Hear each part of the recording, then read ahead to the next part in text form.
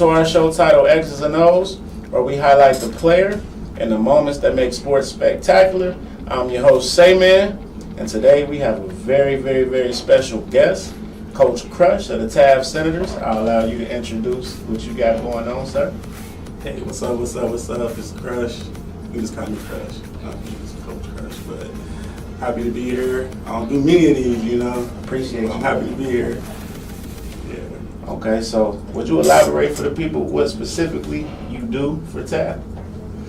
Man, when it comes to content, all the visuals, the practice film, highlight videos, photography, it's pretty much all the content.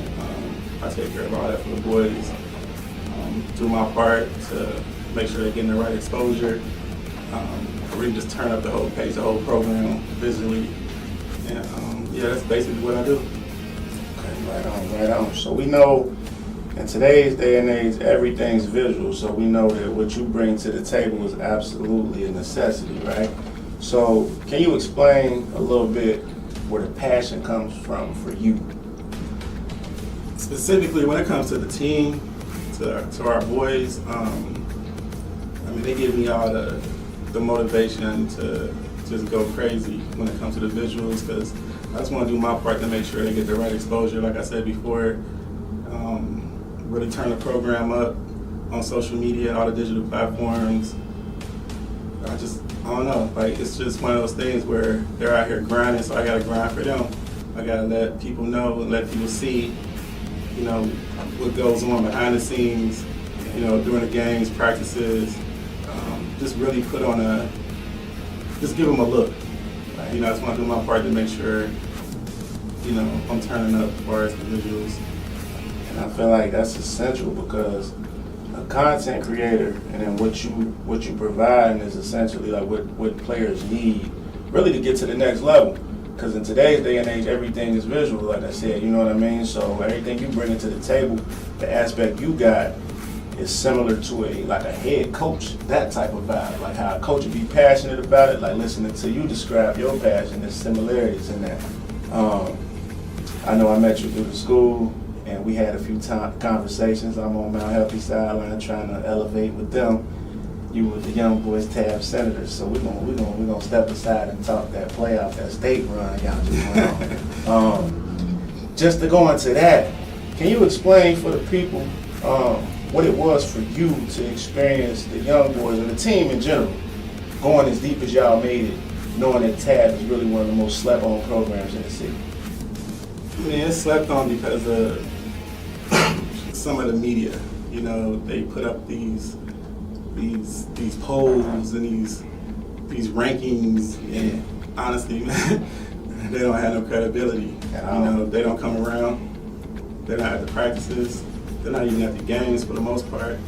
But they got a lot to say. I don't know exactly, why we were ranked fifth going into the playoffs. Disrespect. We were slept on the whole season. Disrespect. I witnessed the work from January to December. Right. The boys, they grind. The coaching staff, we grind each and every day. We push our players. The players push each other. We all hold each other accountable. Coach Ty is a great leader. Shout out to Coach Ty. Yeah, shout out to Coach Ty, Coach Mill, the whole coaching staff. We're all, I'm just saying, we're the best coaching staff in the state. Stand on it. Stand on it. Talk to them. It is what it is. Yeah. We came up a little short, but the whole process, the whole season, it was a beautiful thing to see, to witness. We have a lot of young players. You know that. Talk about it. And they grew up in the off season, prior to the season. They just stepped up. Coach built this winning culture, this accountability culture, and everyone follows. And to piggyback off that, You not see to the cut you results. off, I think that's a big part of the sleeper people don't understand. That winner's mentality that's been instilled in the program, right? And people sleep on that, right? But they about to wake up. I done told you this several times. not only did y'all do what y'all did, so from the outside looking in, you wouldn't know a lot of those kids are underclassmen. So when you look at the math, you say, okay, they made a run. They were a game shy of state, right? These is all players that's returning and beyond that, younger than some of these cats got 2 more years. The one boy was a freshman. You see what I mean? So it's like, what was the atmosphere of young boys? Did they believe the whole season, or was they kind of like a typical freshman or sophomore, shook up type of vibe? They're never shook, even the freshmen.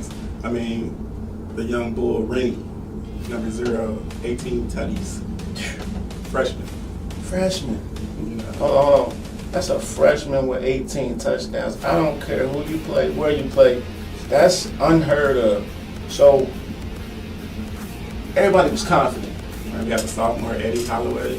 He had like 10. You know, Bryce Brewster, Jr., 20 sacks.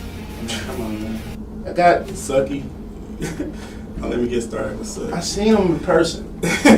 And like I said, I'm on Mount Healthy sideline, so I'm looking at, them, I love them to death. My young boys on that squad. So I'm looking at players that's going to places like, you got Jameer Scott going to Wisconsin, right?